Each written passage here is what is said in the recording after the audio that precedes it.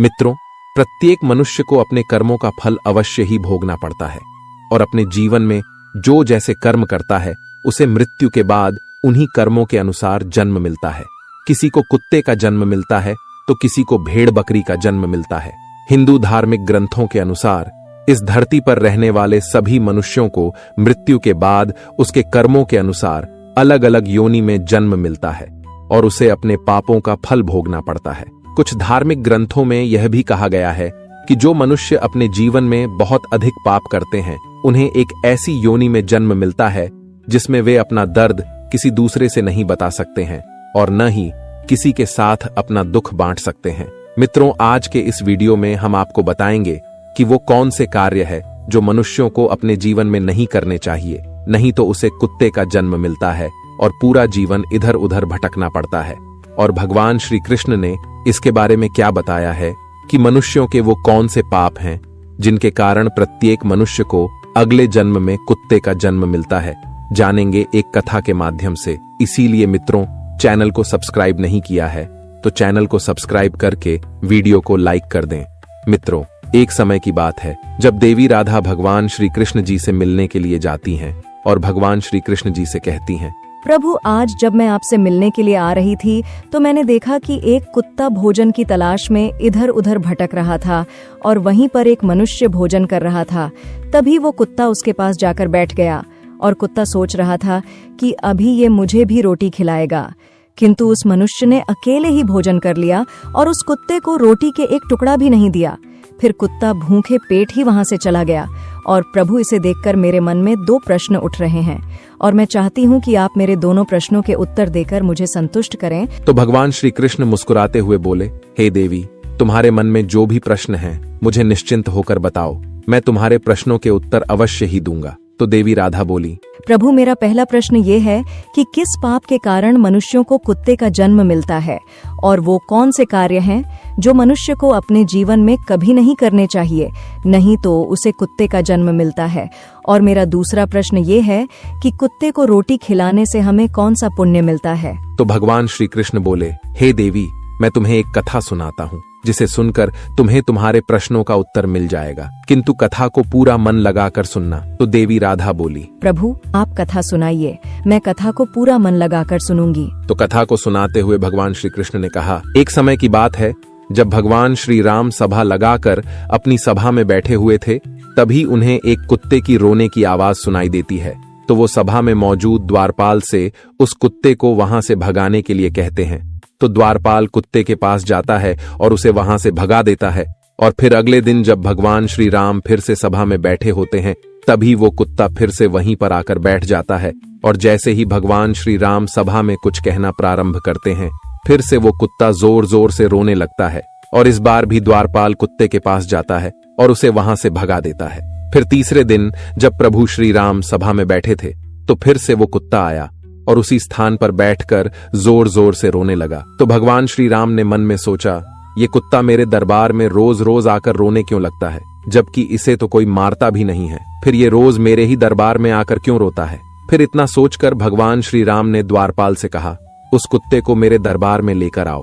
तो द्वारपाल उस कुत्ते के पास जाते हैं और उससे कहते हैं, हे स्वान, तुम रोज यहाँ पर ही आकर क्यों रोते हो, और चलो, प्रभु श्री राम ने तुमको अपने दरबार में बुलाया है। तो कुत्ता बोला, हे मुनिवर, मैं एक कुत्ता हूँ और कुत्तों का मंदिर, राजभवन तथा रसोई घर और गौशाला जैसे पवित्र स्थानों पर जाना मना है, मुझे अपवित्र माना जाता है, इसीलिए मैं प्रभु श्री राम के दरबार में नहीं जा सकता हूँ।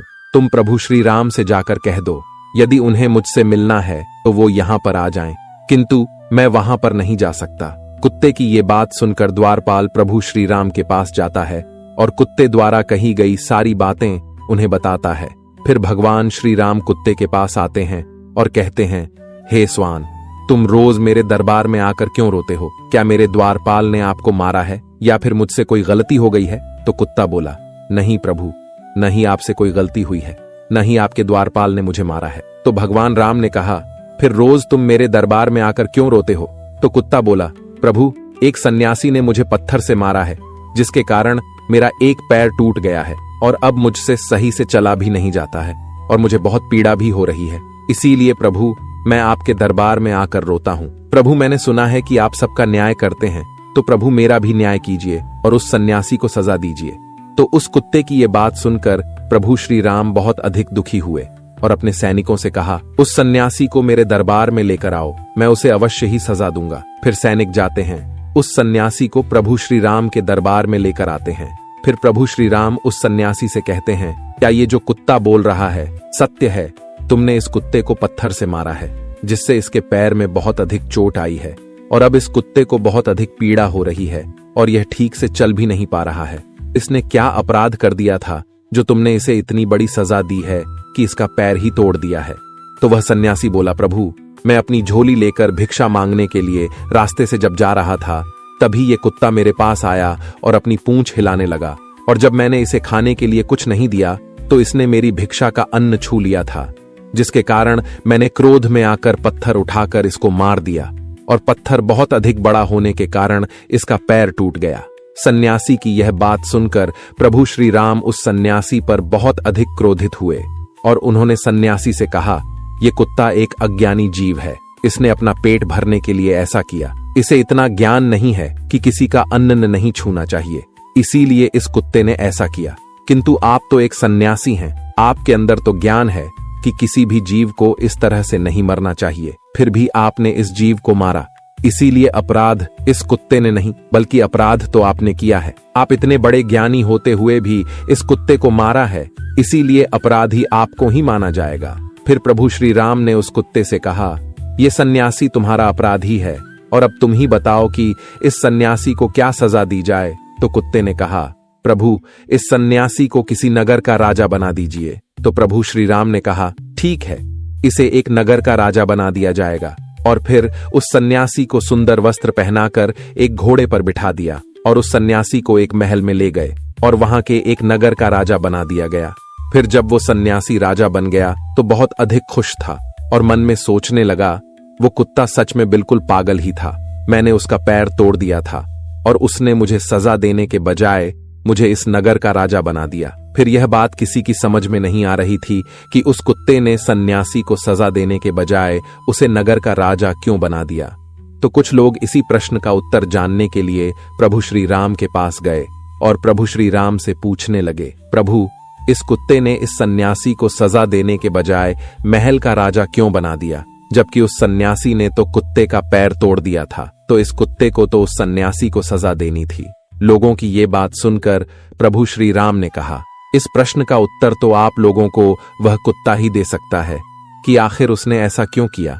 तब सभी लोग उस कुत्ते के पास गए और उस कुत्ते से पूछा, आपने उस सन्यासी के साथ ऐसा क्यों किया है? उसे सजा देने के बजाय उसे एक नगर का राजा बना दिया, जबकि उसने तो तुम्हारा एक पैर तोड़ा था। तो कुत्ता मुस्कुराते हुए बोला, तुम जानना चाहते हो कि मैंने उस सन्यासी को सजा देने के बजाय उसे एक नगर का राजा क्यों बना दिया? तो सुनो, मैं भी पिछले जन्म में एक नगर का राजा था और मैं गरीबों पर खूब अत्याचार करता था। मेरे नगर में जितने भी लोग थे सभी बहुत अधिक गरीब थे और वो दिन भर खेतों में मेहनत मजदूरी करके जो अन्न उगाते थे उसमें से आधा मैं ले लेता था, और जो भी मुझे अपने अन्न में से आधा हिस्सा नहीं देता था उसे मेरे सैनिक बहुत मारते पीटते थे और उनकी मेहनत का धन मैं हड़प लेता था। पिछले जन्म में मैंने बहुत सारे पाप किए थे, इसी कारण इस जन्म में मुझे कुत्ते का जन्म मिला है और अब मैं पिछले जन्म में किए गए पापों का फल भोग रहा हूं। और मैंने उस सन्यासी को इसीलिए राजा बनाया है ताकि उसे भी अगले जन्म में कुत्ते का ही जन्म मिले और तब उसे पता चलेगा कि कुत्ते का जीवन कैसा होता है और अपना पेट पालने के लिए क्या क्या करना पड़ता है और एक एक अन्न के लिए कितना तरसना पड़ता है और कितने लोगों से मार खानी पड़ती है। फिर इस तरह उस कुत्ते की ये बात सुनकर सभी की समझ में आ गया था कि उस कुत्ते ने उस सन्यासी को राजा क्यों बनाया है। मित्रों, फिर कथा को आगे बताते हुए भगवान श्री कृष्ण देवी राधा से कहते हैं, हे देवी, अब मैं तुम्हारे दोनों प्रश्नों के उत्तर देता हूँ। तुम्हारा पहला प्रश्न था कि वो कौन से कार्य हैं जो एक मनुष्य को अपने जीवन में नहीं करने चाहिए, नहीं तो उसे कुत्ते का जन्म मिलता है। तो समझ लो, जो मनुष्य उस राजा की तरह अपने जीवन में बहुत अधिक पाप करते हैं उन्हें कुत्ते का जन्म मिलता है। और तुम्हारा दूसरा प्रश्न था कि कुत्ते को रोटी खिलाने से हमें कौन सा पुण्य मिलता है। तो समझ लो, जो मनुष्य कुत्ते को भोजन कराता है उसे अपने जीवन में किए गए पापों से मुक्ति मिलती है तथा उसके जीवन में अनजाने में किए गए पाप नष्ट हो जाते हैं। इसीलिए प्रत्येक मनुष्य को कुत्ते तथा भिखारी को रोटी खिलानी चाहिए। फिर देवी राधा कहती हैं, प्रभु, पृथ्वी लोक पर कुछ मनुष्य ऐसे भी हैं जो द्वार पर आए कुत्ते को मारकर भगा देते हैं और कभी भी कुत्ते तथा गाय को रोटी नहीं खिलाते हैं, परंतु वो लोग पूजा पाठ बहुत अधिक करते हैं।